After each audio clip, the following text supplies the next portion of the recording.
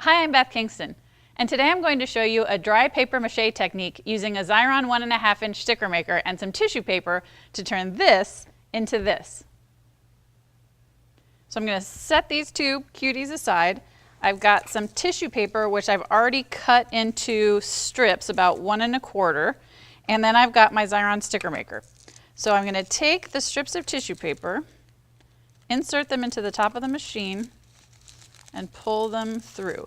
And if it gets a little bit wrinkled, that's totally fine because you're gonna have that look on your project. And once the first one's gone through, I can put in the second one. And you can do this for as many strips as you need, or you can just do one strip at a time as you go. And once they've gone through, I give it a tear, and I'm gonna give it a little bit of a rub, and it reminds you on the clear film to rub and peel.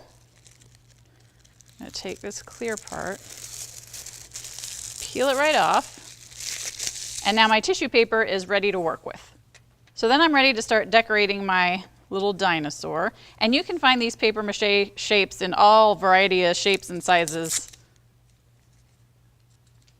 So I'm going to take my tissue paper, I'm going to gently peel it off, and you just want little tiny strips of paper at a time. You don't want to work with anything too big, and it's okay if it gets torn or the edges are ragged.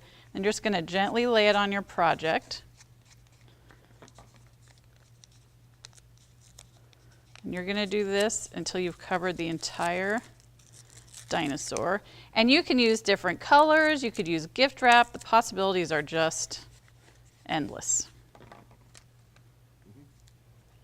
So then once you've got your last few spots left, and if you were trying to do this with liquid glue, it would just be a mess and it would take forever to dry. But because you're doing this with the sticker maker, it's instantly dry and you get full coverage exactly where you need it. Then all I have left is to add some little googly eyes to my new friend.